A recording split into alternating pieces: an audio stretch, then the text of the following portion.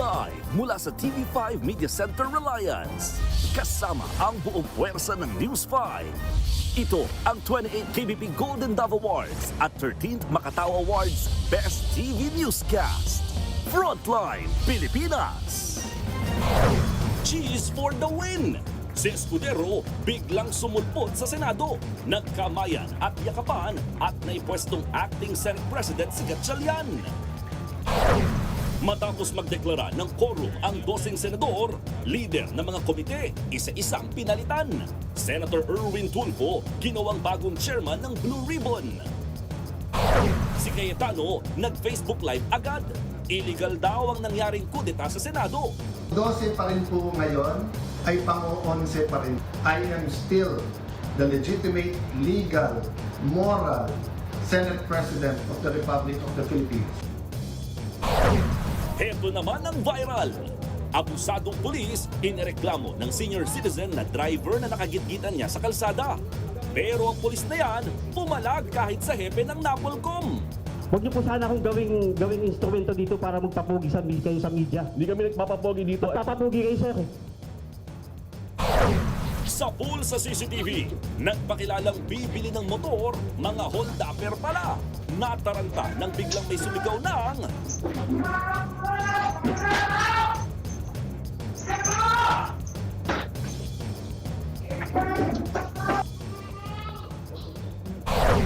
Sa sports, Game 1 ng PBA Finals aarangkada na sa Araneta. Mapoprotektahan kaya ng TNT ang kanilang trono o maagaw ng Hinebra ang kampyonato?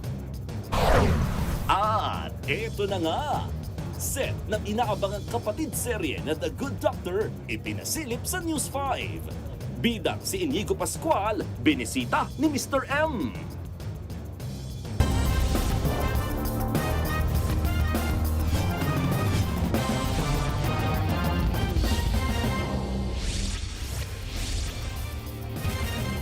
Nagsimula sa isa na namang kudeta ang sesyon ng Senado kanina. Kasunod yan ng 2 araw na pagboboykot sa pangunguna mismo ni Senate President Alan Peter Cayetano. Giit ni SP Cayetano, iligal ang nangyaring kudeta. Pero iba ang pananaw dyan ng Malacanang at live mula sa TV5 Media Center. Nasa frontline ng balitang yan si Maricel Halili. Maricel, ano ang sinabi ng Malacanang sa nangyaring balasahan sa Senado? Cheryl says welcome development para sa Malacanang ang nangyari ngayong hapon sa Senado. Sabi mismo ng palasyo, wala silang nakikitang paglabag sa batas at lahat ay naaayon sa ating rules doon sa mga nangyaring aksyon ngayon sa Malacanang. Taliwas ito doon sa sinabi ni Senate President Alan Peter Cayetano. Pakinggan natin yung naging pahayag ni Undersecretary Claire Castro. Ang nangyari sa Senado ngayong hapon ay naaayon sa batas at rule of law. Kinikilala at nirerespeto ng palasyo ang desisyon ng bagong mayorya at ang liderato ni Acting Senate President Sherwin Gatchalian. Yan nga naging pahayag ng Malacanang kasunod ng pagbabalik sa sesyon ng Senado ngayong araw kung saan ay iniupo nga bilang acting Senate President at Senate Pro Tempore itong si Senator Sherwin Gatchalian. Pero bago yan, meron munang mga pasaring itong si Pangulong Bongbong Marcos doon sa mga senador na sunod-sunod ang absent sa sesyon. Get back to work because it's important. Dami natin kailangan gawin. Look, Ito ang hirit ni Pangulong Bongbong Marcos sa majority bloc matapos nilang isnabin ang sesyon sa Senado ng 2 magkasunod na araw. Sabi ng Pangulo, malinaw sa rules ng Senado na kung magkakansela ng sesyon, dapat itong ipaalam sa mga senador 3 araw bago ito mangyari. Importante rin na may mabigat na dahilan. I don't think na ihahatid mo ang isang senador para pumunta kung saan siya pupunta. Hindi yata sapat na dahilan yan para i-cancel ang isang session. Hindi ko nga maintindihan kung paano sila magtatrabaho kung ganito. Matatandaan na unang nakansela ang Senate session nang ihatid ni Senate President Alan Peter Cayetano si Senador Jinggoy Estrada matapos itong arestuhin dahil sa kasong plunder. Nakapagtataka umano kung paanong basta na lamang nababago ang rules. I'm afraid whatever, all these events that we have been witnessing has thrown the Senate and its leadership into the whole Senate into disarray. It has discredited the leadership, and it has stopped the essential business of legislation in government. Patuloy daw ang pagtatrabaho ng sangay ng ehekutibo at hudikatura, lalo target ng gobyerno na bigyan ng mas magandang buhay ang mga Pilipino. Pero paano ito magagawa kung walang lehislaturang susuporta sa mga ito? Ang dami pa man din umanong napag-usapan sa Uplift Committee at posibleng humingi pa ng supplemental budget para tugunan ang oil crisis. Why does the legislature decide to stop working? I don't understand that. I talked to my fellow senators in the time I was senator, and we cannot figure out bakit nagkaganito. Pinag-aaralan na raw ngayon ng Malacanang ang legal options para remedyohan ang nangyayari sa Senado. Pero hindi naman daw pwedeng diktahan o parusahan ng Malacanang ang Senado dahil ibang sangay ito. It's a very, very sad situation to have to watch. They have to regulate themselves, and they haven't been doing much of a good job right now. Cheryl says maging ang Kamara suportado rin ang nangyaring balahasahan sa Senado ngayon ngang hapon. Sa isang pahayag, binati ni House Speaker Bogie D ang pagkakahalal ni Senador Sherwin Gatchalian bilang acting Senate President. Binigyang diin pa ng House Speaker na importanteng merong siyang fully functioning Senate para sa paggawa ng batas, pangangasiwa at demokratikong pamamahala. Tiwala rin daw sa Speaker D na sa ilalim ng pamumuno ni Senator Gatchalian, patuloy na magagampanan ng Senado ang tungkulin nito ng may integridad, kalayaan at buong dedikasyon para sa kapakanan ng mamamayan. Yan muna ang latest. Balik sa iyo, Cheryl. Ses. Maraming salamat, Maricel Halili. Nabasag na nga ang tila deadlock na 11-11 ng minority at majority block sa Senado. Sa tulong yan ni Senator Cheese Escudero. At dahil dyan, nagkaroon na raw ng quorum at agad-agad nilang nirigodon ang chairmanship ng mga komite. At ngayon, si Senator Sherwin Gatchalian ang itinalagang acting Senate President. Live mula sa Senado, nasa frontline ng balitang yan, si Mayan Los Baños. Mayan, ikwento mo nga sa amin yung mga nangyari dyan. Cheryl, mukhang saved by the bell o saved by Senator Cheese Escudero. Mukhang ganyan ang nangyari sa minority bloc na ngayon ay tinatawag ang kanilang sarili na the new majority bloc. Yan ay dahil natuloy ang sesyon ngayong hapon nang dumating si Senator Cheese Escudero sa plenaryo para bumuo ng 12 ang minority bloc. Kaya naman napalitan o nakapaghalal sila ng bagong Senate President pro tempore at acting Senate President na si Senator Win Gatchalian. Pati mga chairman ng mga komite napalitan. Narito ang aking report, Cheryl. Nabalot muli ng tensyon ang sesyon ngayong hapon dahil sa ikatlong araw, no-show pa rin sa Senate President Alan Peter Cayetano at maging ang majority bloc. Pero pasado alas 3:20 ng hapon, sorpresang dumating si Senator Cheese Escudero na mula sa majority bloc. Nagtayuan ang mga senador ng minorya at kinamayan siya, maging ang mga Senate staff nagpalakpakan. Agad umakyat sa rostrum Senator Win Gatchalian at niresume ang sesyon ng Senado. In the first regular session of the 20th Congress is hereby called to order. Let us pause for a minute of silent prayer. Pero tumanggi si Senate Secretary Jose Luis Montales na gawin ang roll call. Kaya ang Deputy Senate Secretary ang nagtawag isa-isa ng pangalan ng mga senador.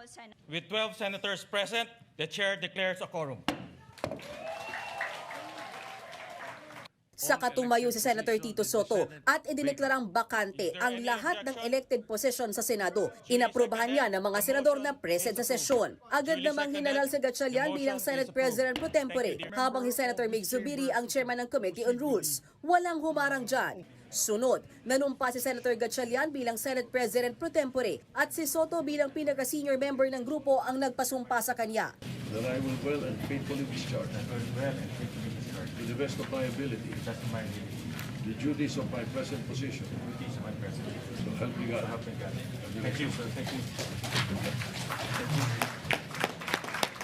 pinalitan din ng Senate Secretary at binalik si Attorney Ray Bantug. Itinalaga naman bagong Senate Sergeant Arms si Police Major General Alfredo Soto Corpuz. Itinalaga na rin ang mga bagong chairpersons ng mga komite. Si Senator Tito Soto nakuha ang Defense Committee mula kay Senator Jinggoy Estrada. Si Senator Erwin Tulfo pinalitan si Senator Pia Cayetano sa Accountability of Public Officers and Investigations o Blue Ribbon Committee. Si Senator Raffy Tulfo nakuha ang Public Services kay Senator Rodante Marcoleta. Nabawi naman ni Senator Bam Aquino ang Committee on Basic Education mula kay Senator Loren Legarda. Si Senator Risa Hontiveros nabawi rin ang Committee on Health mula kay Senator Bongo. Pinalitan ni Senator Mig Subiri si Senator Amy Marcos bilang chairperson ng Foreign Relations Committee. Si Senator G.V. Ejercito pinalitan Senator Mark Villar sa Committee on Finance. At si Senator Lito Lapid ang itinalagang chairman ng Games and Amusement Committee. Muli namang nakuha ni Senator Ping Lacson ang Public Order and Dangerous Drugs mula kay Senator Bato de la Rosa.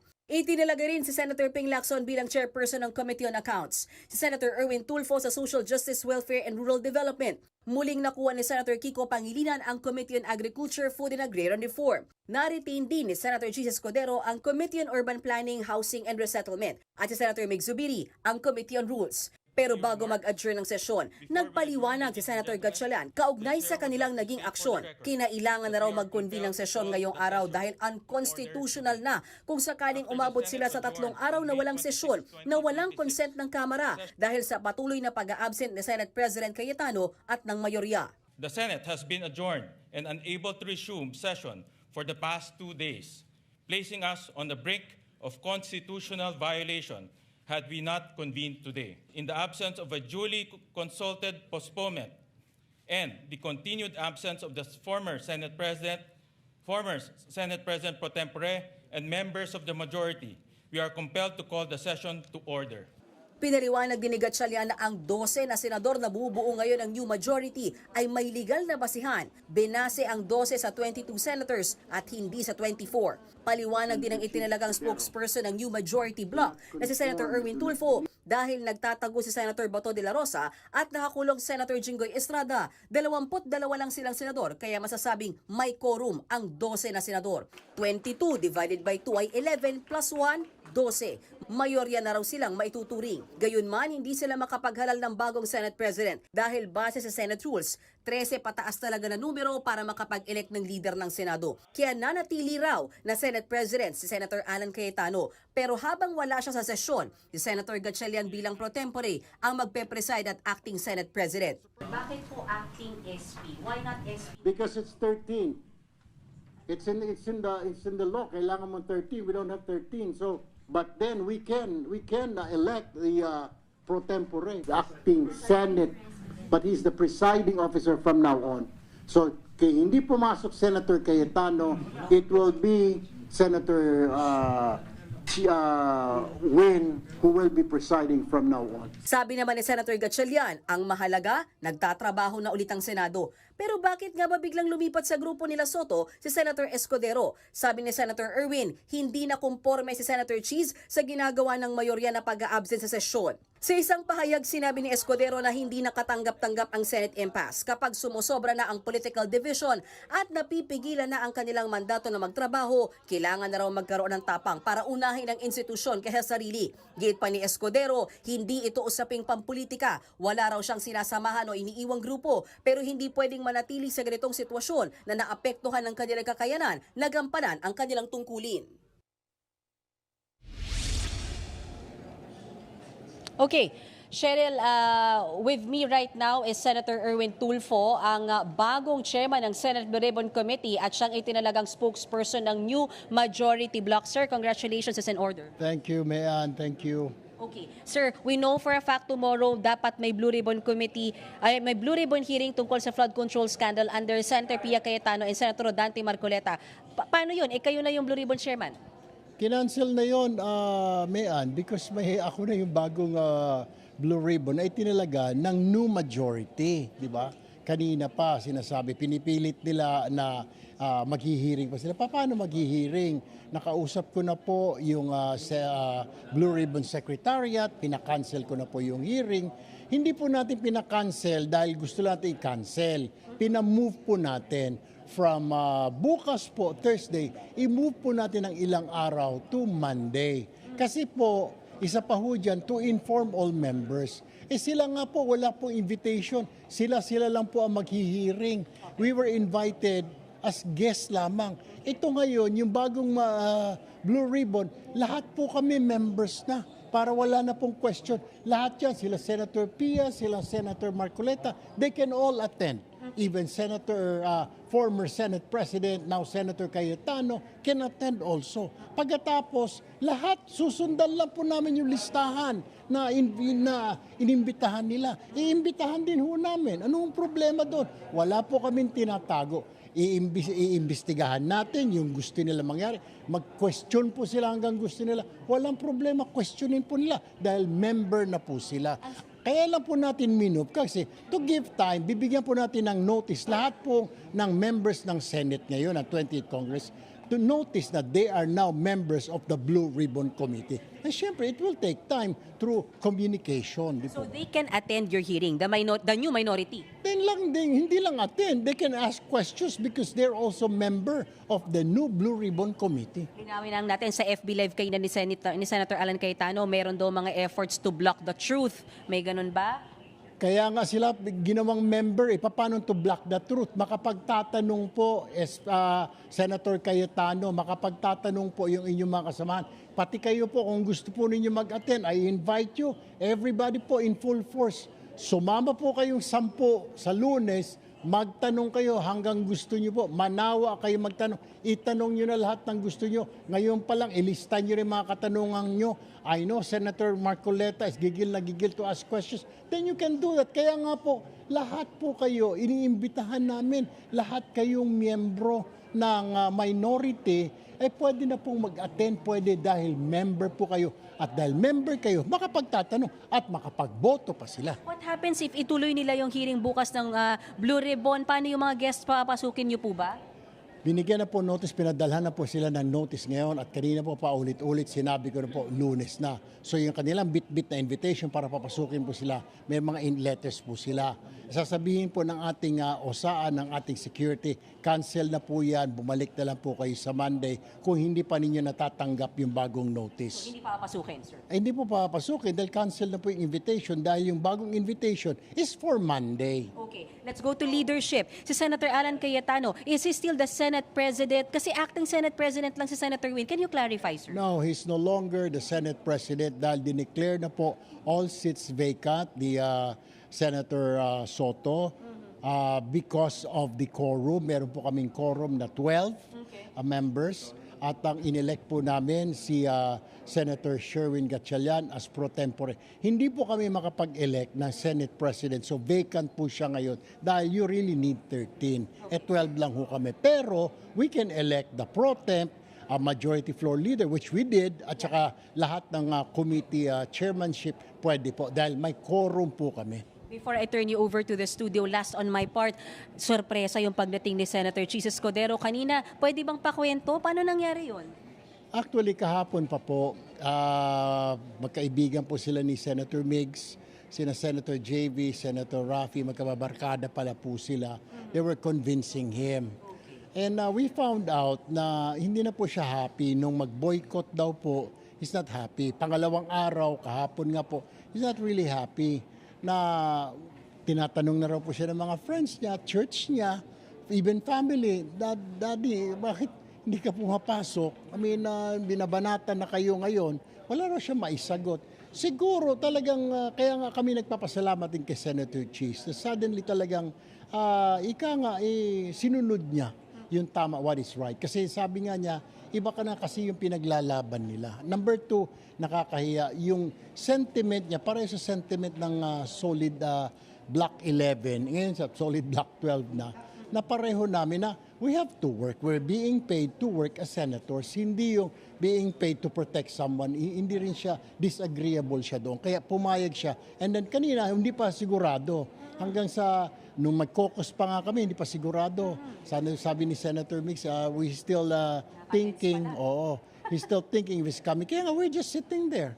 We're hoping though, we're praying na sana suwipot siya. And we were so surprised na dumating nga po siya. Yes. Sir, I'll turn you over to the studio. Cheryl, you have questions for Senator Erwin? Senator Erwin, ang sabi po ay dalawa ang balak na lumipat sa bago ngayong majority. So, konfirmado na po na isa nga si Senator Cheese.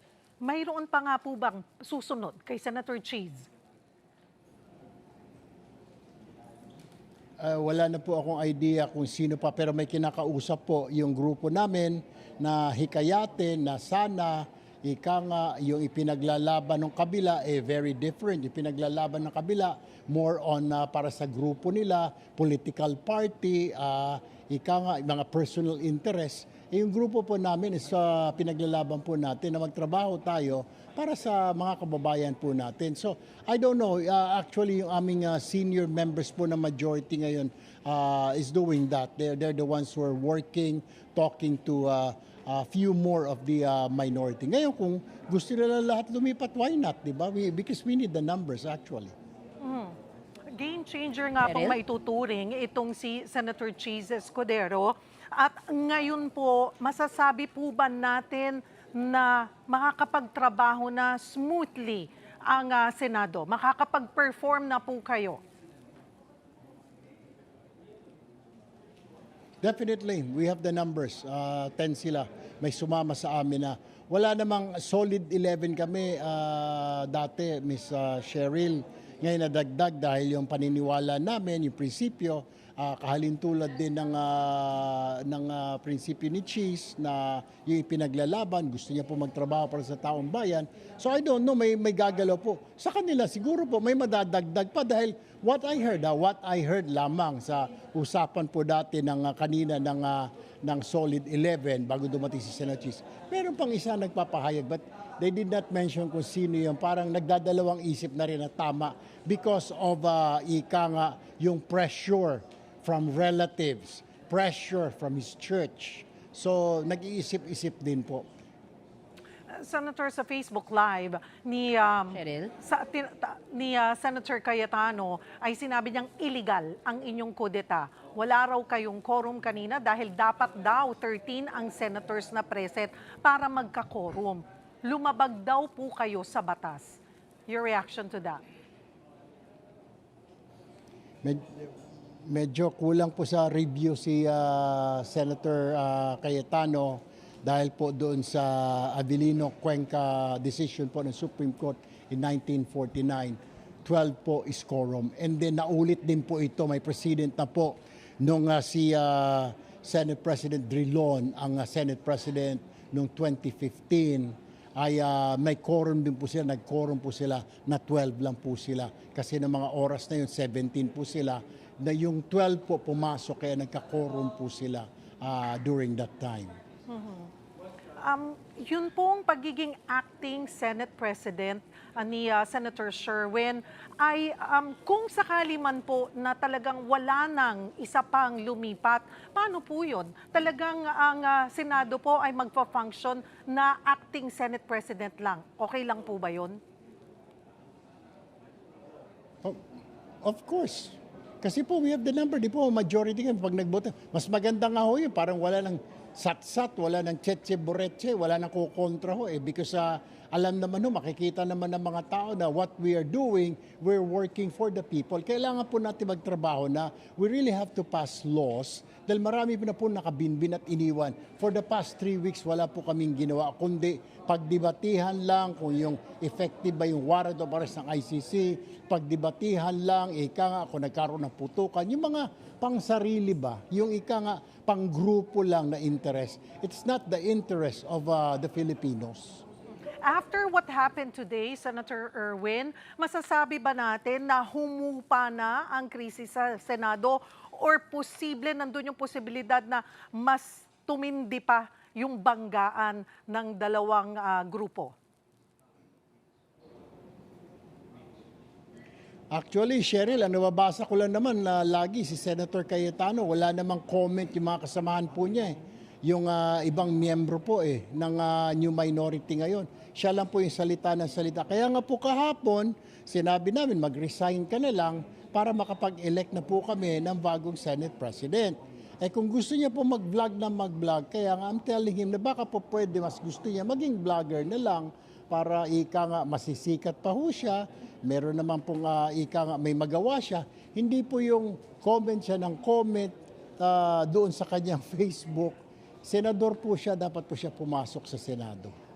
Panghuli na lamang po, ano po ang inyong mensahe o maybe apela sa bagong minority? Ang apela ko po ay magtrabaho po tayo. We are ready to embrace you guys. Come to work pag nag-session po ulit tayo, which is July 6 sa impeachment date po.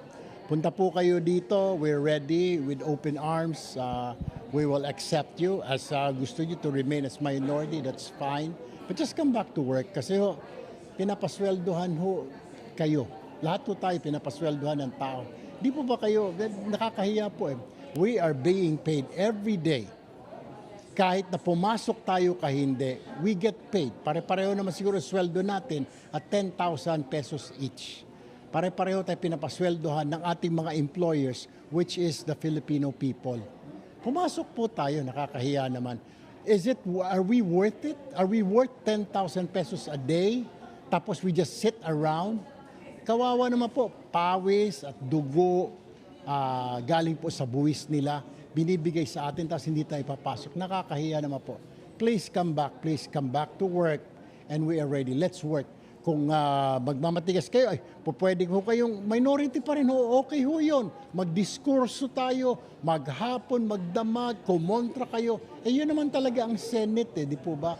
That's democracy. Pwede po tayo magdiskusyon dito sa Senado. Basta pumasok lang po kayo at makita ng taong bayan na gumagana ulit ang Senado, ika nga, yung mga binoto nila ay pumapasok po. Na wag masayang at hindi nasasayang ang kanilang boto. That's all, Sharon. Marami pong salamat sa inyong oras, Senator Erwin Tulfo at Mayan Los Baños. Pinalagan ni Senate President Alan Peter Cayetano ang pagpapalit ng liderato sa Senado. Giit niya, illegal na kudeta ito, labag sa konstitusyon. Live mula sa Senado, nasa frontline ng balitang yan, si Mon Gualvez. Mon, ano pang mga reaksyon ni SP Cayetano sa mga nangyari sa plenaryo kanina?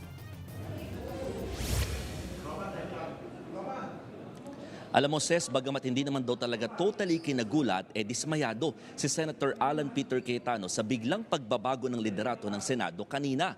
Kaya nga ang sinasabi niya, sa kabila ng mga binabanggit ng dating minority na ngayon ay nagpakilala ng bagong majority block ng Senado, naninindigan si Cayetano na siya pa rin ang nananatiling lehitimong Senate President ng bansa. Sa Facebook Live muli idinaan ni Senate President Alan Peter Cayetano ang kanyang reaksyon sa biglang pagpapalit ng liderato sa Senado. Tinawag niya itong illegal na kudeta, lalo't hindi raw sumusunod sa saligang batas ang computation ng mga kasamahan. Ang nakalagay sa konstitusyon ng Pilipinas, pwedeng mag-conduct ng business ang Senado by a majority of all its members. Ang majority po ng 24 ay 13 po. So paano po nila alisin si Senator Loren Legarda kung 12 lang po sila? At mapapakita po sa inyo na gusto nilang i-control ang premises ng Senado. So 12 pa rin po ngayon ay pang-11 pa rin po. Dahil sa ating konstitusyon, sa ating rules of the Senate, kailangan pong 13.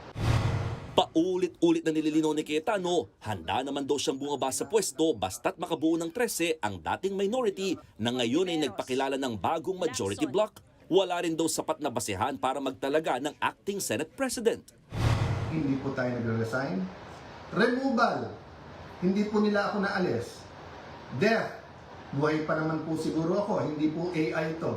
Absolute incapacity. Siguro naman po nakikita nyo. Nakakapag-isip po ako, nakakapagsalita po ako. So wala pong ground para magkaroon ng acting president. This is an illegal coup d'etat na may kasamang pagbabasura ng ating konstitusyon. Kaya nagbabala siya sa bagong halal na Senate President pro tempore na si Win Gatchalian na siyang tumatayo rin bilang acting Senate President. Senator Win, Lucian, ingat kayo dyan. You're playing around with fire. This is not just about the Senate. This is about the Philippine Constitution. Tingin ni Cayetano, malinaw ang pakay ng kabilang panig. Iyan ay mapalitan ang committee leadership ng Senado. Tinabla niya rin ang dating puna ng mga kasamahan na naaantala ang mga trabaho ng Senado dahil sa pag-absent ng kanyang mga kaalyado. Mga kababayan, sabi nila ginawa nila to kasi naipit ang trabaho. Wala naman po silang ginawa ngayon. Kung hindi baguhin ang mga committee para walang Blue Ribbon committee hearing bukas, para hindi maimbitahan ang 18 Marines. Kabilang sa mga napending na yan ang naturalization ng Phil-Am wrestler na si Matthew James Ramos at basketball import na si Benny Boatwright. 2 araw silang nagpabalik-balik sa Senado pero wala namang napala. It's out of my control, and I trust that with the Philippines that everything will come together in order, and it doesn't upset me, but go day by day, and I'm gonna keep showing up whatever it takes. Whenever they need me out here, I'll find a way, and I'll keep showing up. Kasunod nito, nanawagan si SP Cayetano na mag-prayer vigil ang taong bayan sa Senado. Yan ay lalo't itutuloy daw nila ang Blue Ribbon Committee hearing bukas. I am still the legitimate, legal, moral Senate President of the Republic of the Philippines. There is still functioning committees. We have to hear the testimonies. Invited po, pati po yung mga gumawa ng illegal ngayon. You can try to stop us, but you will be stopping the Filipino people. Pero sa gitna ng mga paliwanag ni SP Cayetano, isang first-year college student ang pumunta sa Senado at naghain ng ethics complaint laban sa kanya at sa iba pang kasamahan nito sa majority bloc bago ang pagpapalit ng liderato. Unang-una po, hindi po dapat inuuna ang politika sa panahon ngayon na nagtataas ng presyo ng langis. At pangalawa po, dapat sinasantabi ang mga galit at yung sarili po nilang hidwaan sa pampolitikal.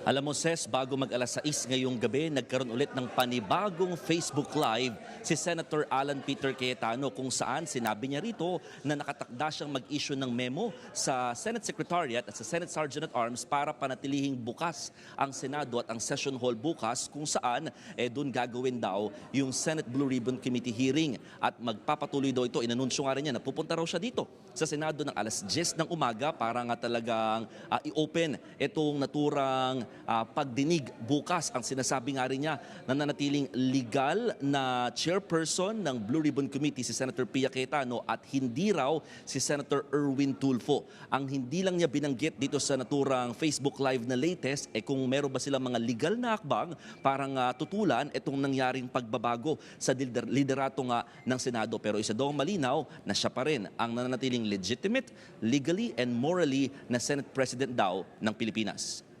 Ses. Maraming salamat, Mon Gualvez. Matapos mapatalsik bilang kongresista, bukas daw ngayon si Kiko Barzaga na maging artista. Nasa frontline ng balita niya, si Mobile Journal, Amy Atienza. Matapos mapatalsik sa Kamara kahapon, binago na ni dating 4th District Representative Kiko Barzaga ang kanyang social media profile at nilagyan ito ng ex-congressman. Ayon sa dating kongresista, magpapahinga muna siya. Mas mainam din daw ngayon na may oras na siya para sa ibang bagay tulad ng pagtaguyod ng kanyang advokasya para sa mga pusa o pwede rin sa pag-aartista. Bukas din aniya siyang bumalik sa Kamara sa 2028 bilang backup. Yes, I can also finish my degree. I can go into show business. I can do plenty of things now. Pag wala akong mas magandang trabaho na nahanap sa private sector, then babalik ako dito. Sa botong 265 na pabor, 14 na pagtutol at 8 abstain, pinatawan ng House Ethics Committee ng pinakamabigat na parusa si Barzaga. Nag-ugat ito sa anilay disruptive at disorderly behavior ng kongresista. Bago nito, 2 beses na siyang nasuspinde dahil sa mga social media post patungkol sa mga akusasyon laban sa kapwa niya kongresista at ilan pang opisyal ng gobyerno. Ayon sa komite, malabong makapigil ang pagpataw ng isa pang suspensyon sa hindi niya tamang pag-uugali. So it's my last day in Congress. Okay. So I'm saying my goodbyes to my fellow colleagues at sinasabi ko sa kanila, wag na masyadong magnakaw. Sige pa, tingin-tingin. Bye-bye mga crocodile. May pabaon na mensahe sa kanya ang ilan niyang kasama sa Kamara. Pasensya ka na, Kiko. Ikaw ay pusang ina mo rin. Kung ganyan man lang ang tawag mo sa amin, pasensyahan mo na. Pero hindi yan ikinatuwa ni ML Party List Representative Laila De Lima. Masyado raw harsh o magaspang ang pananalita kay Barzaga. What is the point of order? Yes, I'm raising a point of order here and a point of propriety. Oh, Let's not get too harsh here. I'm just quoting Let's his not words. get too harsh here. Madam The Speaker, use of the Mr. words, Speaker. very mild, the use of the words. Pusang ina. suspended. May ilang kongresista rin na nagsalita tutol sa pagpapatalsik kay Barzaga. Hayaan na raw ang mga botante ang magdesisyon sa susunod na eleksyon. Discipline him. Reprimand him. Suspend him as much as you want. But for us to take him out, let us not put this action of expulsion in our own hands. Let the people of Cavite in his district decide for him. Hinimok din ni late Representative Richard Gomez ang kanyang mga kasamahan na suriin din ang sarili. The colleagues, let us examine ourselves. Tayo ba ay talagang napakalinis? Tayo ba ay hindi rin baliw paminsan-minsan? Si Caloocan City Representative Edgar Erice dinaan sa kanta ang kanyang mensahe. Sino ba ang tunay na baliw? Yung bang isinilang sa pag-iisip ay kapos? Osto ang isip, ngunit sakim naman na lubos.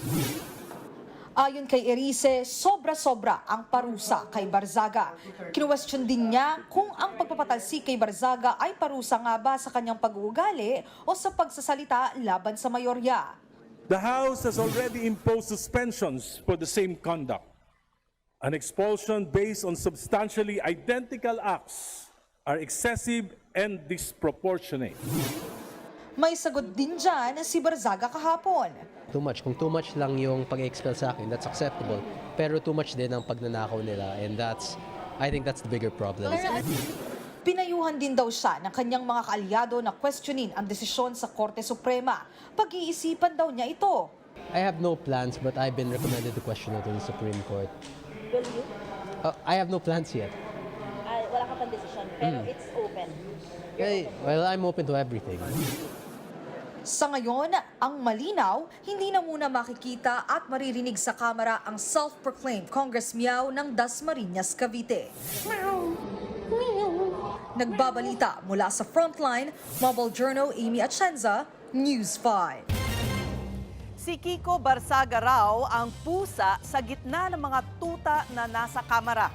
Ayon yan kay Senator Amy Marcos. Matapos tanggalin bilang kongresista, nakahanap din ng kakampi si Barzaga kay Vice President Sara Duterte. Nasa frontline ng balitang yan si Marian Enriquez. Matapos ang kanyang pagkaka-expel sa House of Representatives, derechahang pinangalanan ni dating Cavite 4th District Representative Kiko Barzaga si Pangulong Bongbong Marcos na nagtanggal daw sa kanya. Sa isang Facebook post, sinabi pa ni Barzaga na tinanggal siya dahil hindi na matutuloy ang flood control scam kung mananatili pa siya sa kamera. Kilalang kritiko ni PBBM si Barzaga at ilang beses na rin niyang binweltahan ng Pangulo sa mga Facebook post. Wala pang sagot dyan ng Malacanang. Nagpahayag naman ng suporta si Senator Amy Marcos kay Barzaga. Aniya, sa gusaling maraming tuta, pinili ni Barzaga na maging pusa. Nakagugulo lang daw si Barzaga sa mga nangungurakot. Nagpaabot din ng mensahe si Vice President Sara Duterte sa dating kongresista na kilalang taga-suporta ng kanyang amang si dating Pangulong Rodrigo Duterte. Pinuri ng bise si Barzaga dahil hindi raw natatakot na maituring nakakaiba. Sabi pa ni VP Sara, hindi lahat ay maiintindihan ang landas na tinatahak ni Barzaga. Pero ang mahalaga raw ay yung may paninindigan. Kwento pa ng bise, maging siya raw ay itinuring nakakaiba at tinawag pang baliw, bobo at kung ano-ano pa dahil sa pagtangging sumunod sa nakasanayan. Kakaiba raw si Barzaga dahil hindi ito nakasuhan ng child abuse at hindi tumanggap ng maletang may public funds. Hindi rin daw pumayag si Barzaga na magkaroon ng cocaine o alak sa kanyang opisina at hindi rin daw kailanman pumayag sa korupsyon. Sa huli, pinayuhan ng bisi ang pinatalsik na kongresista dahil sa pagkakaalam niya ay sinisipon nito. Wala pang bagong tugon dyan ang Malacanang pero nauna naman ang binweltahan ni Palace Press Officer Claire Castro, si VP Sara. Tila nililinis daw kasi ng bise sa pamamagitan ng video statement kahapon ang pangalan ng mga kaalyadong nadadawit sa korupsyon. Nakikita natin kung paano ginagamit ang mga institusyon ng gobyerno at ang pera ng taong bayan laban sa anumang oposisyon. Ginagamit ang kapangyarihan upang patahimikin ang mga boses ng mga hindi sumasang-ayon. Muling itinanggi ni Castro na pinupolitika ang mga kaalyado ng mga Duterte. Dati na raw may mga issue si VP Sara at mga kaalyado nito. May paratang din siya sa video statement ng bise. Meron siyang speechwriter. Ghostwriter? Syukran. Yun lang ang alam kong alam niya. Na hindi na kailangan isulat ng speechwriter niya, yung sukran. Memorize niya na yun. Nagbabalita mula sa Frontline, Marian Enriquez, News 5. Matapos ang matagumpay na round 1, magkakaroon ng rematch fight si Pinay tennis ace Alex Ayala para sa round 2 ng Birmingham Open. Nakakatapat niya ulit ang Russian player na si Alina Tsareva bukas, June 4. Ito ang pangatlong beses na magkakatunggali niya si Alina. Huling beses silang nagharap nitong Enero sa WTA Philippine Open kung saan nanalo si Alex. 1-1 ang kanilang current record. Una riyan, tinalo ni Ayala sa round 1 kahapon ang pambato ng Australia na si Priscilla Hon sa final score na 6-0 at 6-2.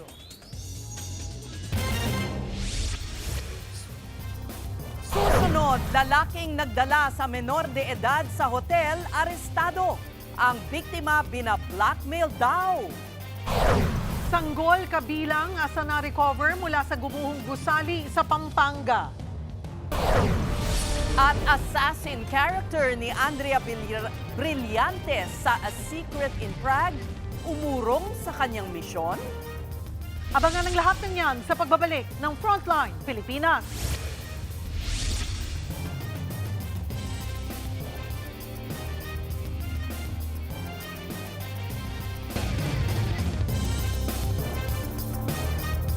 Mga kapatid, Julius Babaw po, nasa Middle East o saan mang dako ka ng mundo, manatiling may alam at may pakialam sa mga mainit na balita dito sa ating bansa. Simulan po natin ang bawat araw sa tuloy-tuloy na balitaan sa Frontline. Mag-follow at mag-subscribe sa social media pages ng News 5.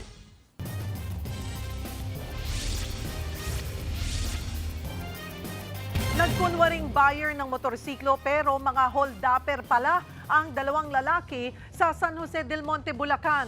Kung paano nilang pinasok ang isang bahay, nasa pool sa CCTV. Narito ang Frontline Report. 2:30 a.m. nitong Martes, kita ang dalawang lalaking yan na may tinitignang motorsiklo sa San Jose del Monte, Bulacan. Nakurso na dahan daw nila ito at gusto daw nilang bilhin. Nag-request pa sila ng tubig mula sa may-ari na agad namang kumuha.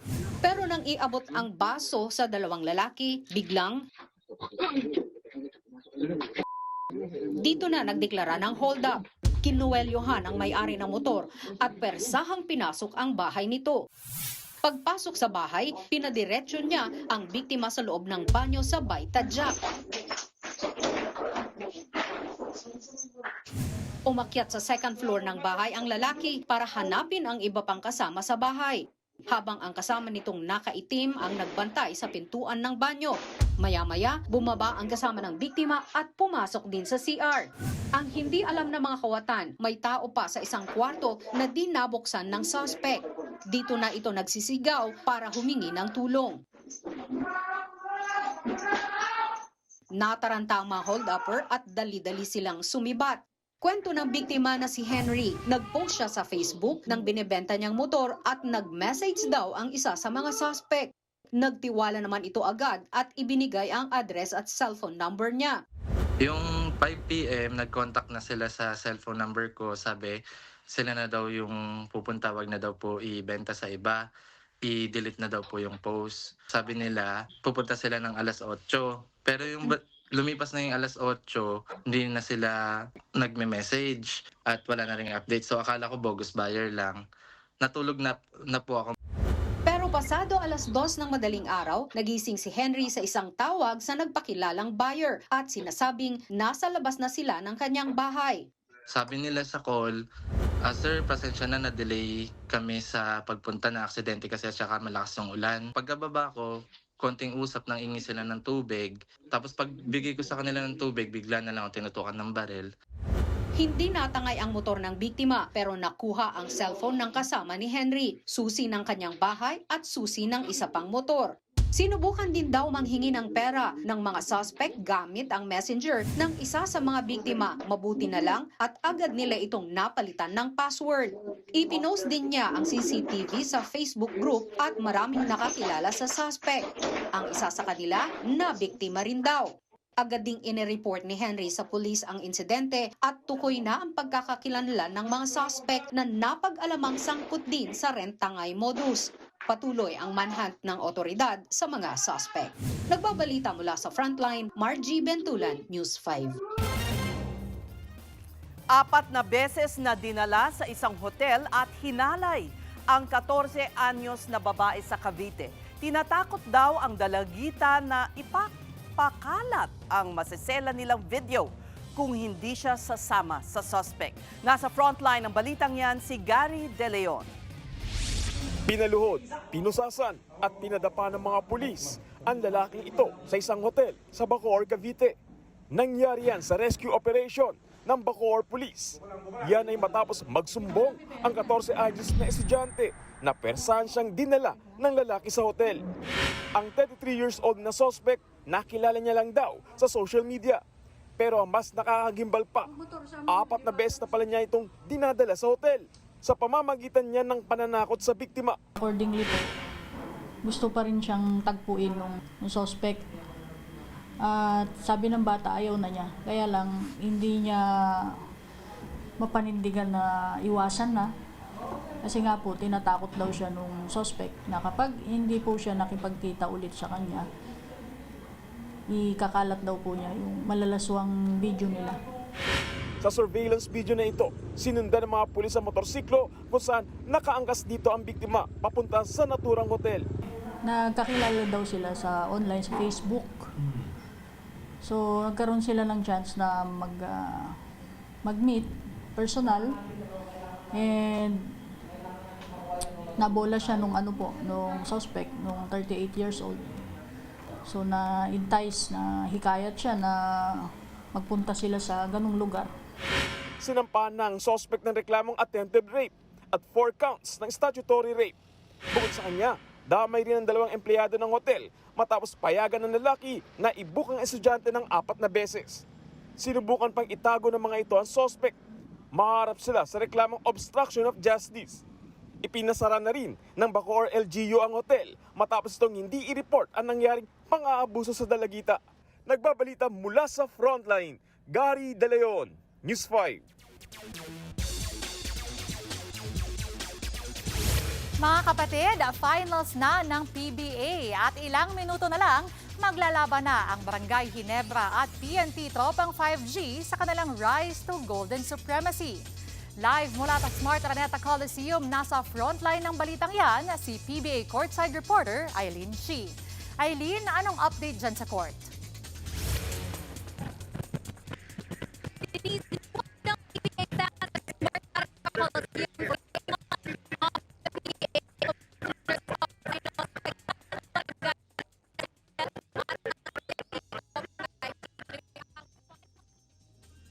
Babalikan natin mamaya-maya lang si PBI courtside reporter Eileen Shi.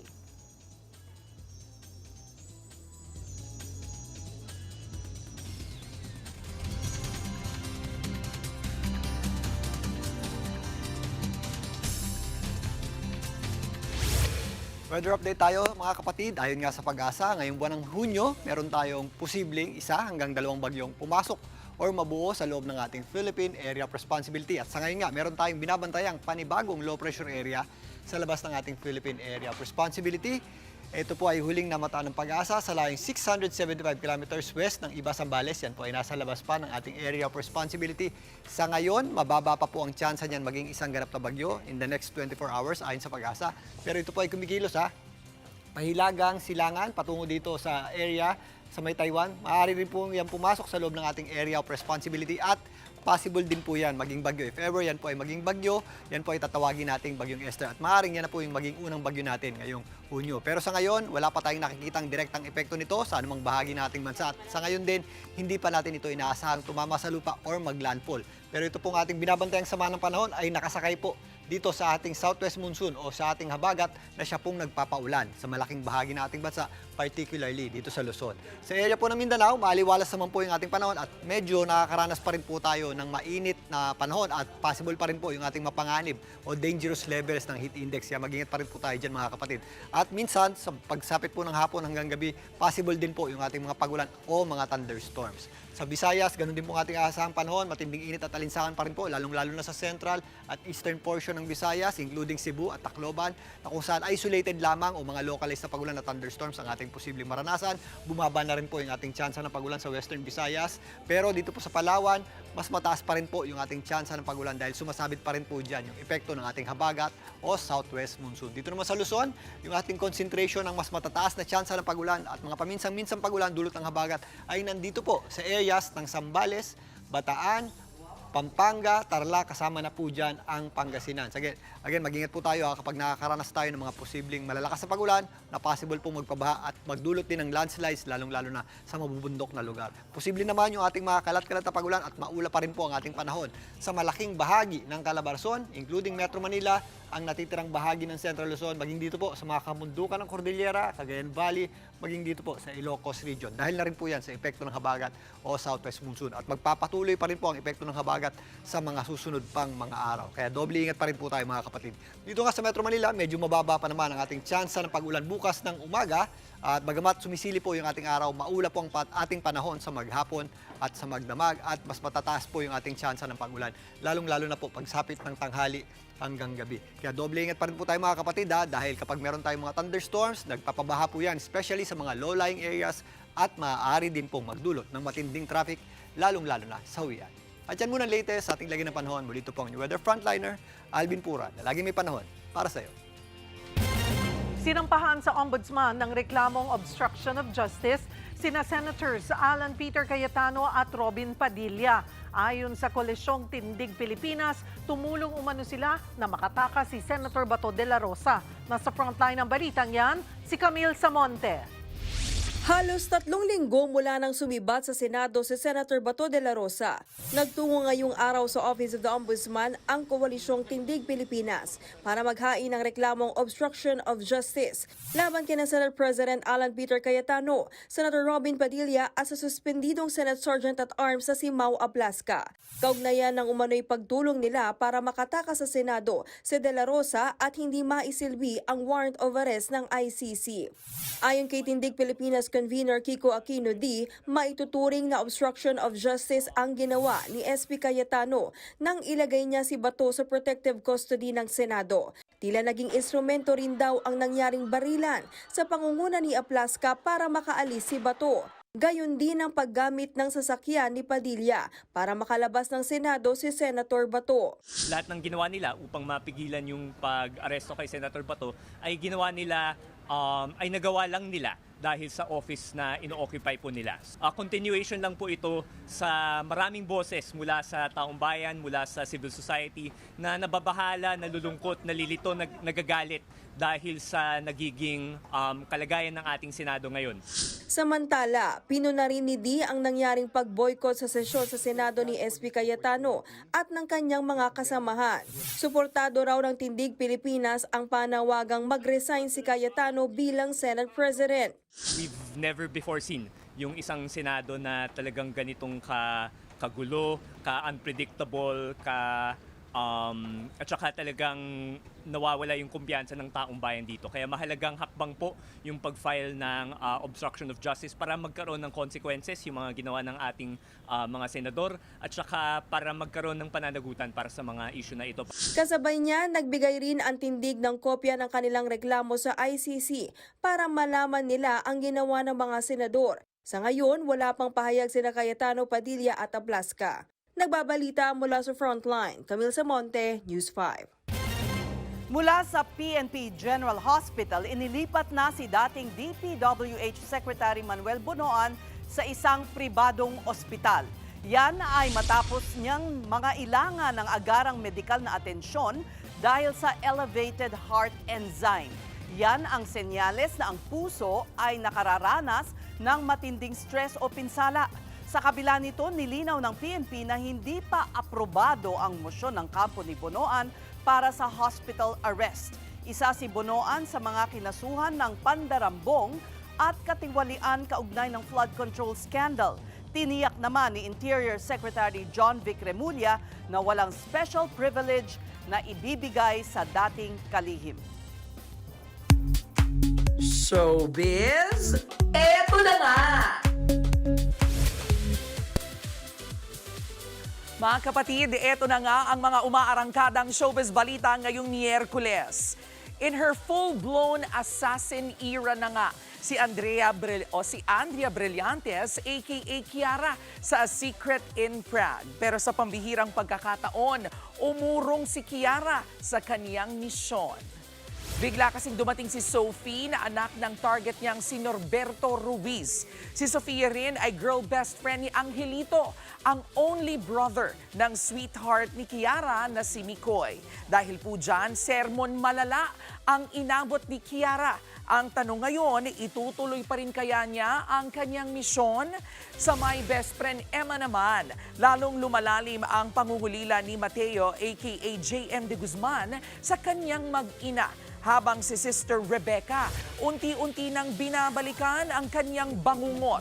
Hindi niyo po dapat ma-miss ang mga susunod na kabanata sa Primetime Primera ng TV5. Susunod, News 5 exclusive. Lalaking nanloob sa isang resto sa Cavite, hindi mabuksan ang vault na may lamang pera. Kaya, tinangay na niya ito ng buo. Mahalay na biro na uwi sa pananaksak. At di man nag-champion Pinoy singer na si Matty Hunyosa, grateful sa kanyang Britain's Got Talent journey. Yan at iba pa sa pagbabalik ng Frontline Pilipinas.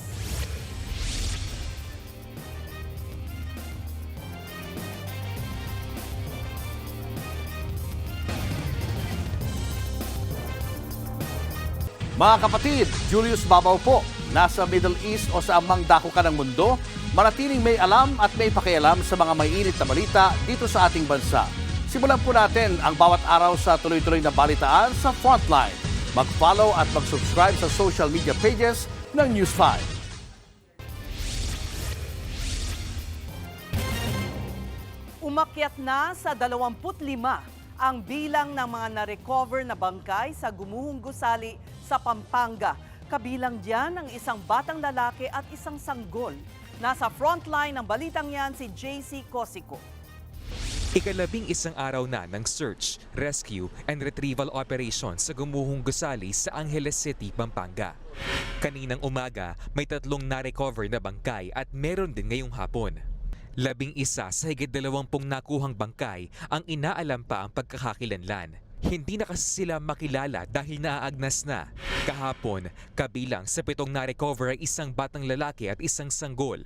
Nakasakay pa ito sa duyan, yung hammock. No? Doon po siya nakitang itong sanggol na biktima. Dahil merong mga accounts coming from the mga survivors na hindi lang mga construction workers yung mga nasa lugar, kundi kasama yung kanilang mga pamilya, anak. Umaasa naman ng isang pamilya na kaanak nila ang ilan sa mga natagpuang bangkay. Feel ko sila kuya na tot kasi sila lang naman yung may baby doon sa nila trinatrabahoan. Nakita daw yung bata na nakayakap sa ina. Sabi ko, yan na ata. Sila ko yan na ata yan. Sabi naman kasi daw ng foreman, pwede isama yung pamilya. Kaya po sinama po yung pamilya niya. Sa ngayon, wala nang missing sa listahan ng mga construction worker na nabiktima ng pagguho. Pero patuloy pa rin ang paghahanap ng rescuers sakaling may makita pa silang naipit. Ayon sa Angeles City LGU, nagsampa ng reklamong reckless imprudence resulting to homicide ang pamilya ng isa sa mga nasawi laban sa may-ari at kontraktor ng building. Nag-request na rin daw ang PNP-CIDG sa Angeles City Prosecutor's Office na ma-issuehan sila ng precautionary hold departure order at immigration lookout bulletin order. Sa ngayon, hinihintay pa ng LGU ang ilang dokumento mula sa may-ari at kontraktor ng building para sa investigasyon sa nangyaring pagguho. Nagbabalita mula sa Frontline, JC Cosico, News 5. Saksak sa likod ang inabot ng isang lalaki sa Kinapondan, Eastern Samar nang dahil sa mahalay na biro. Base sa investigasyon, magkaibigan ng biktima at ang suspect. Sa gitna ng biruan, tinangkang hawakan ng biktima ang maselang bahagi ng katawan ng kanyang kaibigan. Abay, dito na napikon ng suspect at umalis. Pero bumalik kalaunan, dala ang isang kutsilyo saka sinaksak ang biktima. Nagpapagaling na ang biktima. Naaresto naman ng suspect na may problema umano sa pag-iisip. Posible siyang maharap sa reklamong frustrated homicide. Disgrasya ang inabot ng isang rider sa Tagum City, Davao del Norte nang dahil sa isang aso. Sa video, kitang kumakaripas ng takbo ang isang aso pero nasa pulian ng parating na motorsiklo. Kaya ang rider sumemplang at sumadsad sa kalsada. Ligtas naman ang aso at ang rider. Sa Iloilo naman, isa ang patay habang dalawa ang kritikal matapos bumangga ang sinasakyan nilang SUV sa poste. Ligtas naman ang driver na bigla na lang daw nawalan ng kontrol sa manibela na nagresulta sa aksidente. Sugatan naman ang 8 kawani ng DPWH sa Butuan City matapos mabangga ng bus ang kanilang sasakyan. Sa lakas ng impact, tumilapon sa kalsada ang mga biktima. Nakatulog umano ang driver ng bus. Baharap siya sa kaukulang reklamo. Inanunsyo ng bagong Senate Blue Ribbon Committee Chairman na si Senator Erwin Tulfo na di muna tuloy ang nakaschedule sanang pagdinig bukas. Live mula sa Senado, nasa frontline ng balitang yan, si Mobile Journal Merimon Reyes. Merimon, may reaksyon na ba rito ang mga dating nasa Blue Ribbon Committee? Cheryl, sa naunang Facebook Live ni Senate President Alan Peter Cayetano, kaninang tanghali, kinumpirma niya na tuloy ang pagdinig ng Senate Blue Ribbon Committee kaugnay sa maanumalyang flood control projects. Yan ay kahit daw lahat ay ginagawa raw ng mga senador sa minorya para di matuloy ang pagdinig kung saan inaasahang lalabas daw ang katotohanan. Pakinggan natin muna ang bahagi ng pahayag ni Cayetano kanina. Ang balak talaga ay agawin ang mga committees, kaya kung sila ay nag-walk out, kami naman ay gumamit din ng parliamentary tool na hindi magkaroon ng quorum para nga maprotektahan ang katotohanan. Sa Friday ay meron din schedule po ang ating kasama sa Senate na talagang parating aral. Pinakita rin ni Cayetano na kasama niya si Senator Rodante Marcoleta na mangunguna sa subcommittee sa Blue Ribbon Committee. Nasabi pa nga kanina ni Cayetano, siya raw ang man of the hour. Nag-uusap sila para sa gagawing hearing bukas kung saan may malaki raw silang pasabog. Narito ang bahagi ng pahayag ni Senator Marcoleta. Huwag kayong kukurap. Ang gagawin namin bukas will define the direction of this country kung saan tayo papunta. Salamat po sa inyong lahat at sa inyong suporta. Pinaiwatig din ni Cayetano na mayroong ilang mga senador mula sa 11 miyembro ng dating minority bloc ang posibleng sangkot sa maanumalyang flood control projects. Ayon kay Cayetano, kasama sa nabanggit na 18 dating bagman umano ni Zaldico, ang ilan sa mga senador sa minorya na nahatiran daw ng kickback mula sa flood control projects. Maybe some of them have a reason na mag-ingay, lumaban, i-discredit yung Blue Ribbon kasi especially pagdating dun sa 18 Marines, nabanggit din ang pangalan nila, allegedly nahatiran din ng malay-maleta. Please pray for us kasi may individual circumstances ang bawat isa and marami kaming hindi kontrolado, diba? And yung pagdating ng mga witnesses. By the way, gusto ko lang malaman nyo, we also invited the Office of the Ombudsman, the DPWH and the DBM or the representatives kasi we'll do this very orderly. Pero matapos na ang pagpapalit ng liderato sa Senado, napalitan din ang chairman ng Blue Ribbon Committee. Inilipat ang chairmanship mula kay Senator Pia Cayetano papunta kay Senator Erwin Tulfo. Inanunsyo rin ni Senator na hindi raw matutuloy ang naunang schedule ng pagdinig bukas. Sa halip ay itutuloy na raw ito sa Lunes, June 8 ayon kay Senator Tulfo. Pag-aaralan din daw muli ng Blue Ribbon Committee ang mga iimbitahang resource person. Kabilang na nga dyan ang mga nagpapakilalang dating bagman ni Zaldico. Narito ang bahagi ng pahayag ni Senator Erwin Tulfo. We have to review these people. May sasabihin po ba talaga? Mayroon po bang i-disclose? We have to review this. Number 2, the proper way to invite resource persons, you do not give it out to the media. You give it to the members first. Ang nangyari po kanina, yung lista na sinasabi nila invited sa Blue Ribbon, hindi po dumaan sa tamang process. Cheryl, kanina pagkatapos nitong mabilisang press con kay Senator Tulfo, nag-live stream ulit. Wala, mga 2 oras na lumipas si Senator Cayetano at nasabi maglalabas daw siya ng notice sa Office of the Sergeant at Arms sa Secretariat ng Senado na gawing open ang Senado bukas dahil ipagpapatuloy daw ang pagdinig ng Blue Ribbon Committee. Ito yung schedule talaga dapat bukas na ang mamumuno noon ay si Senator Pia Cayetano. Pero ang aabangan natin kung matutuloy ba ito dahil si Senator Erwin Tulfo sa bagong liderato ngayon ang namumunuan sa Blue Ribbon Committee na sinabi, Lunes ang target date ng pagbabalik ng pagdinig ng Senate Blue Ribbon Committee. Yan muna ang latest mula dito. Balik sa iyo, Cheryl. Maraming salamat, Mobile Journal, Merrimon Reyes. Susunod, lalaking nanloob sa isang restaurant sa Naik, Cavite sa pool sa CCTV, pati bolt tinangay. At DPWH meron daw kakasuhan bukas na big fish sa flood control scandal. Tutok lang mga kapatid, magbabalik pa ang Frontline Pilipinas.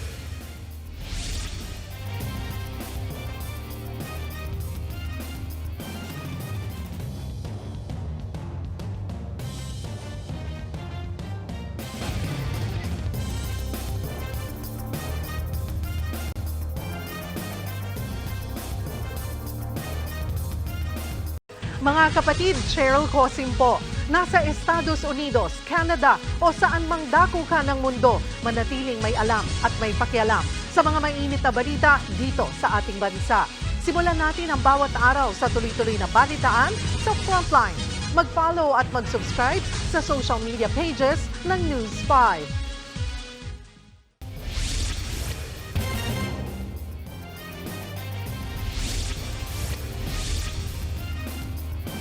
Nasa pool sa CCTV ang isang lalaking nanloob sa isang restaurant sa Cavite. Hindi niya mabuksan ang vault na may lamang pera kaya tinangay na niya ito ng buo.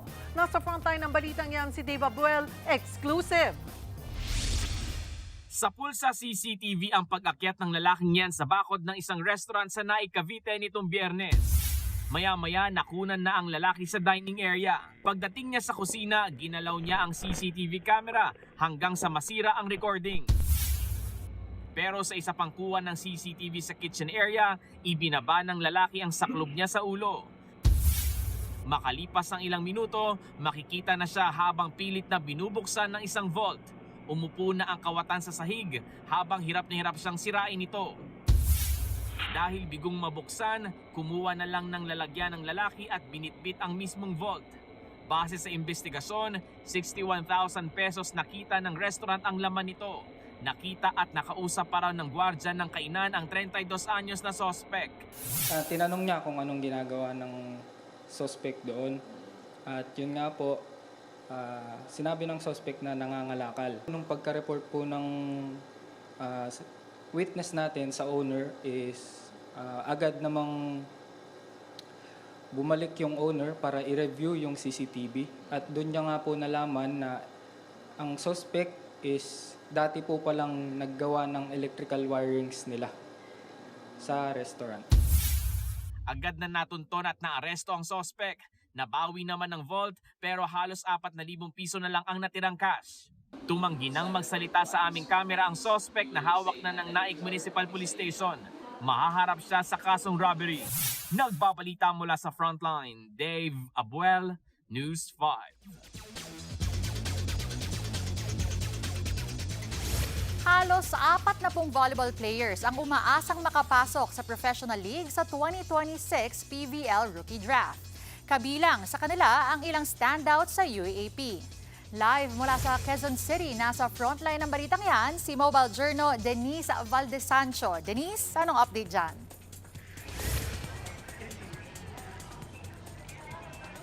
Denise, umaarangkada na nga ang 2026 PBL Draft dito sa Novotel, Manila sa Araneta City. At 38 aspiring players ang umaasang mapabilang sa professional ranks.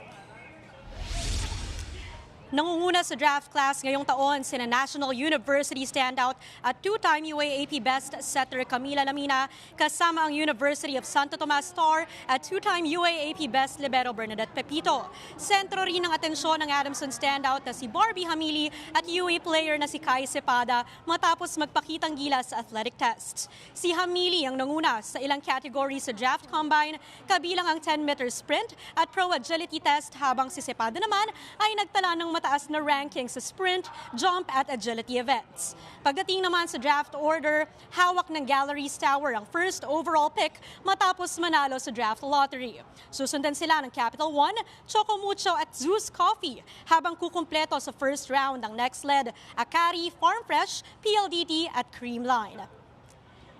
Denise, aabangan natin maya-maya lang kung sino nga ba ang susunod na PVL stars dito sa draft night sa Quezon City. Denise. Maraming salamat, Denise Valdesancho. Samantala, naghaharap na nga ang Barangay Ginebra at TNT Tropang 5G para sa Rise to Golden Supremacy sa PBA Commissioner's Cup Finals. Tinaguriang finals rematch ang seryeng ito matapos ding magharap ng dalawang kupunan noong nakaraang season. PNP ang defending champions na may bagong mukha sa import spot. Si Chris Macolo na ngayon ang magiging sandigan ng Tropang 5G matapos ma-injure si Bolbol noong semifinals. Samantala, halos buo pa rin ang roster ng Barangay Ginebra at nag-step up na para sa kanila si RJ Abarrientos mula sa pagiging pangunahing reserve last season. Kasama niya sina Scotty Thompson at Justin Brownlee. Target ng Ginebra na mabawi ang korona ng Commissioner's Cup. At yan muna ang latest sa frontline ng sports. Ako po si Denise Tan. Susunod, empleyado ng isang factory sa Japan inatake ng oso. At sa ating kialaman, tampok ang mga absent na tumatak sa kasaysayan. Tutok lang mga kapatid, magbabalik pa ang Frontline Pilipinas.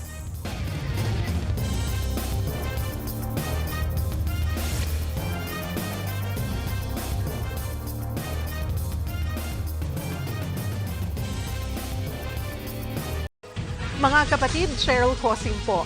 Nasa Estados Unidos, Canada o saan man dako ka ng mundo, manatiling may alam at may pakialam sa mga maiinit na balita dito sa ating bansa. Simulan natin ang bawat araw sa tuloy-tuloy na balitaan sa Frontline. Mag-follow at mag-subscribe sa social media pages ng News 5.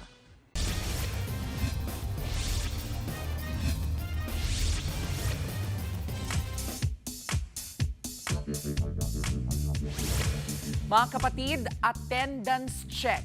May kilala ka bang pala-absent?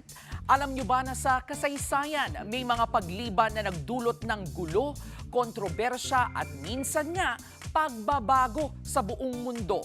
Dito muna po tayo sa Pilipinas. Ang ating pambansang bayani na si Dr. Jose Rizal, minsan nang nag-absent sa school, hindi dahil may sakit, kundi dahil sa diskriminasyon porket Pilipino siya. Ang kapwa naman makabayan ni Rizal na si Andres Bonifacio na chismis na umabsent daw sa Tejeros Convention kung saan nagkita ang magkaibang paksyon ng Magdiwang at Magdalo.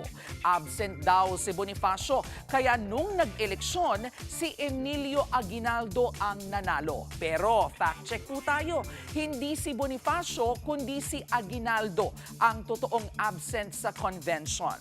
Ito pang matinding pag absent. Noong 1969, may mga taong may taong tumuntong sa buwan, meron daw mga empleyado na hindi pumasok sa trabaho. Ang excuse nila para manood ng moon landing. Si Louis XVI ng France may isang sikat na entry sa kanyang journal noong July 14, 1789. Isang salita lang, rien, o sa Tagalog, wala. Ang twist, araw din iyon nang bumagsak ang Bastille.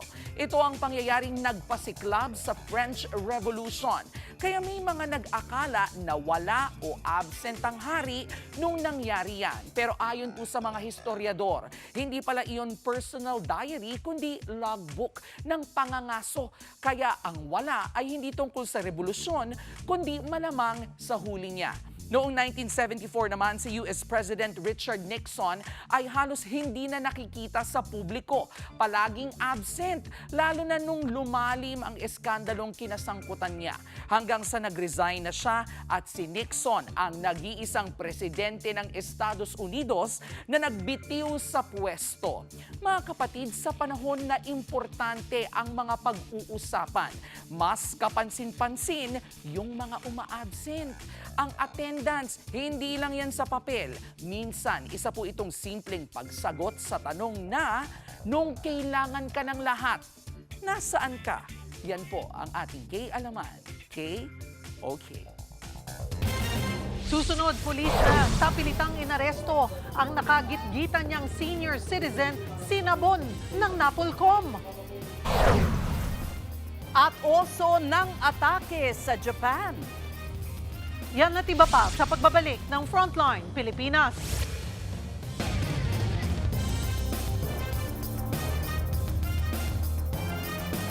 Mga kapatid, Julius Babaw po. Nasa Middle East o saan mang dako ka ng mundo, manatiling may alam at may pakialam sa mga mainit na balita dito sa ating bansa. Simulan po natin ang bawat araw sa tuloy-tuloy na balitaan sa Frontline. Mag-follow at mag-subscribe sa social media pages ng News 5.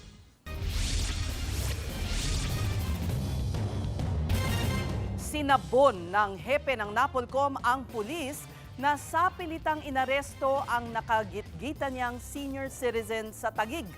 Tila nakipagsagutan pa ang pulis kay Commissioner Rafael Calinisan at iginiit na huwag siyang gamitin para magpapogi.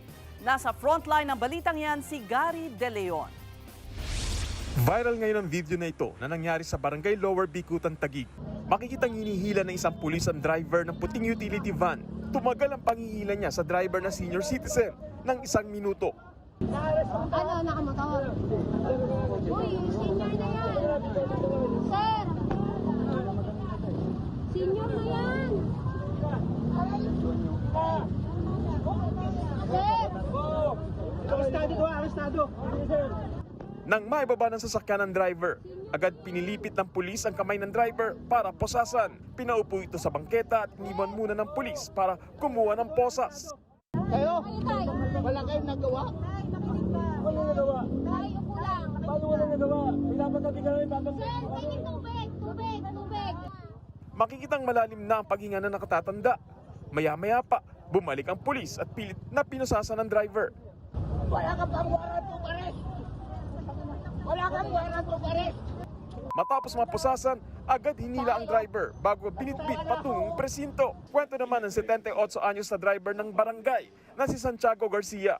Pabalik na sana sila ng barangay nang makagitgitan nito ang isang kotse. At ang driver, ang pulis pala na nagpumilit magposas sa kanya. Dahil hindi ko hinihingi yung lisensya ko, hindi ko binigay. Ang sa akin na lang kumakapit na lang ako sa Manibela na hindi ako mahulog. Ano sinabi sa inyo ng polis? Minura ba kayo? Sigaw-sigaw? Oo. Sabi sa akin, matanda ka, bastos ka, hindi mo ba ako nakikitang pulis ako? Sa kuha ng CCTV, makikita ang puting service van ng barangay na minamaneho ni Santiago na palabas mula sa Mauling Creek.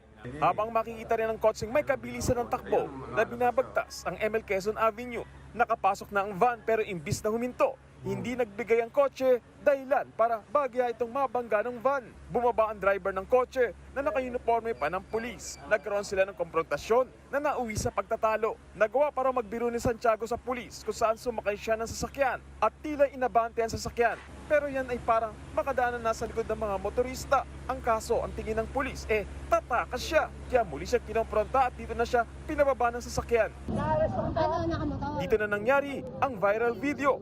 Binitbit siya ng pulis para dalhin sa presinto. Pero pagdating sa presinto, nagkaaregluhan naman daw ang dalawa. Agad na nakarating sa Napolcom ang insidente at kanina lang iniharap ang sangkot na pulis na napag-alamang nakadestino sa PNP Region 4A.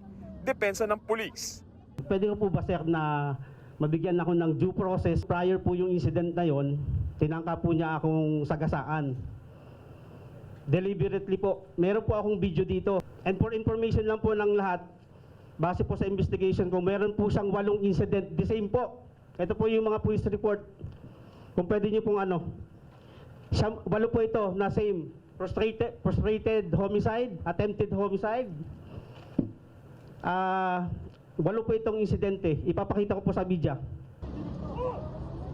Sa kabila ng paliwanag, naglabas ng record ang Napolcom na may patong-patong din na violation na nagawa ang pulis. May awol record din ito at nagbura ng isang blotter. Are you the same Corporal Suan who was demoted in December 2019? Na-demote ka ba, Corporal Suan, dati? Yes sir, yes sir. Oh, nakasuhan ka ba dati ng grave coercion, unlawful arrest, and slight physical injuries noong January 28, 2015? Yes sir. Ikaw rin ba ang same Corporal Suan na nagkaroon ng erasure of entry in the official blotter of PCP-11 noong January 28, 2015? Yes sir. Nasuspend ka ba dati noong 2017? 27 sir, nasuspend ako. Na-awol ka ba noong 2013, Corporal Suan? Yes sir.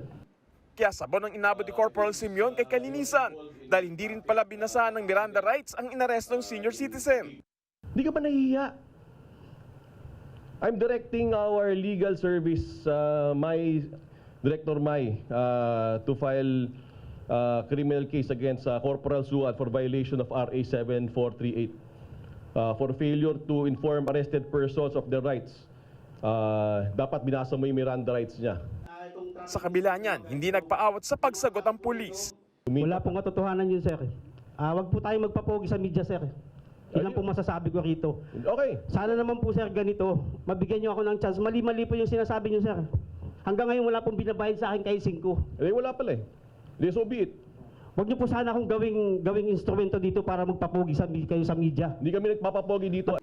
Kaya napilitan na siyang ilayo ng mga kabaro. Sa uli, isinailalim na ito sa under restrictive custody.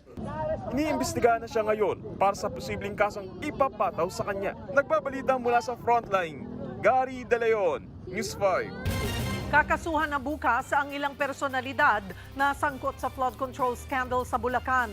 Yan ang kinumpirma ng DPWH kung saan nabanggit din na isa sa mga ito'y big fish. Nasa frontline ng balitang yan, si Brian Castillo. Tuloy ang paglilitis, pero no show sina dating Senador Bong Revilla at kapwa niya akusado sa Sandigan Bayan 3rd Division na may kinalaman sa kasong malversation kaugnay ng flood control scandal. Yan ay matapos magpasa ang kampo ni Revilla ng waiver sa mga hukom para payagan siyang hindi dumalo sa mga pagdinig hanggang sa Hulyo. Sa kabila niyan, humarap naman ngayong araw bilang testigo ng prosekusyon si Assistant Secretary Alex Bote, ang dating Director for Planning Service ng DPWH Central Office. Sabi ni Bote na bypass siya dahil hindi raw dumaan sa kanya ang errata ng DPWH budget noong 2025. Ipinasok daw ang umano'y na Bistong Ghost Flood Control Project na nagkakahalaga ng 92.8 million pesos sa Pandibulacan. Hinihintay nila ngayon ang desisyon ng Sandigan Bayan sa hiling ni Revilla na payagang makapagpiyansa. Nakatakda ang susunod na hearing sa Martes. Kinumpirma naman ni DPWH Secretary Vince Dizon na may ilang personalidad sa Bulacan nakakasuhan ng Office of the Ombudsman kaugnay pa rin sa maanumalyang flood control projects. Hindi na nagbigay pa ng detalye ang kalihim kung sino-sino at kung ilan. Pero pahapyaw ni Dizon. Hintayin nyo na lang kung sino kasi magaking isda din yan. Hintayin nyo na lang bukas. Sa ngayon, si Senator Jinggoy Estrada ang pinakamataas na opisyal na nakakulong dahil sa flood control scandal. Hinuli na rin sina dating DPWH Secretary Manuel Bunuan at ilang pandating engineers ng ahensya.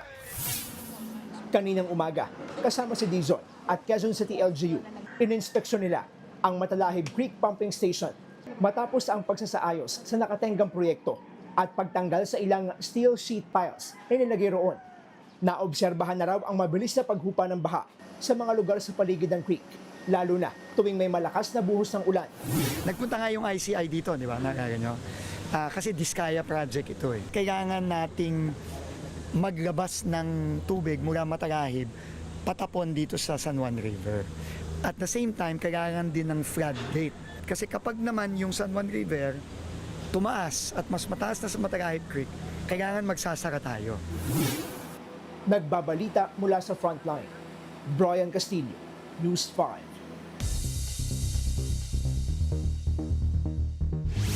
Apat ang inatake ng oso sa Japan. Nasa pulpa sa video kung paanong sinunggaban ng oso ang isang empleyado. Sinubukan pa itong habulin ng sasakyan. Sa hiwalay pang gusali, nadamay ang isang lalaki at isang babaeng senior citizen. Sa ngayon, patuloy pang pinaghahanap ang oso. Showbiz, eto na nga! Mga kapatid, eto na nga. Pressured pero happy si Inigo Pascual sa pagsisimula ng filming ng Pinoy version ng The Good Doctor na mapapanood po very soon dito sa Kapatid Network. Nasa frontline ng balitang yan, si MJ Marfori. The Doctor is in. Finally, matapos ang ilang buwang immersion at paghahanda, tuloy-tuloy na nga ang production ng highly anticipated Philippine adaptation ng The Good Doctor. At the helm ng show ay ang mga premyadong direktor na sina Derek Cabrido at Avelson Bongco.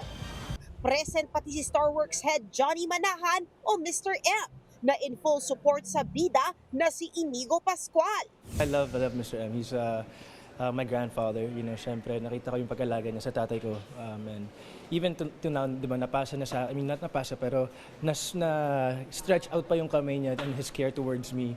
And it's something that I'm always going to be grateful for. And I love that he came to visit, he came to check on how we're doing.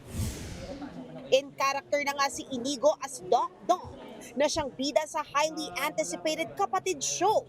Kwento ni Inigo, extra pressure rin sa kanya ang kanyang role na doktor na may savant syndrome. Itong version na to, mas may puso, mas may pagmamahal ang version na Dong. Kung mas emotional, may emotional, mas emotional. Yun din, actually, yun yung mahirap itimpla kasi syempre we also have to keep in mind, you know, the savant syndrome. So paano ba i-juggle ni Dong yung emotions niya at the same time? Masaya raw si Inigo na perfect timing ang entrada ng The Good Doctor, lalo na sa panahong mas bukas ang conversation at mas proactive ang mga magulang sa mga tao na may special needs. Exactly. And I think it's, you know, about raising awareness. Siyempre, I think for me, you know, being as a kid, I was also asked by a lot of my teachers to have me checked up. But at the time kasi it was not as open when I was younger. And I love that nowadays, you know, it's something that is widely accepted. Bago umere ang The Good Doctor ngayong taon sa TV5, mapapanood muna si Inigo this Pride Month kasama sina Elijah Canlas, Christian Bables at Asikat and Prague stars Kay Brosas at Benji Paras sa Drags to Riches na showing na in cinemas this June 24. Nagbabalita mula sa Frontline, MJ Marfori, News 5. At yan nga po ang ating mga showbiz update at kay Alaman ngayong Miyerkules. See you tomorrow mga kapatid. Ako po si Jervy Ryanson. Abangan niyo po kami ulit bukas dito sa TV5 sa 1PH, RPTV, True TV at 105.9 True FM. Kami ang inyong kapatid sa balitaan at public service. Walang iwanan sa Frontline, Pilipinas.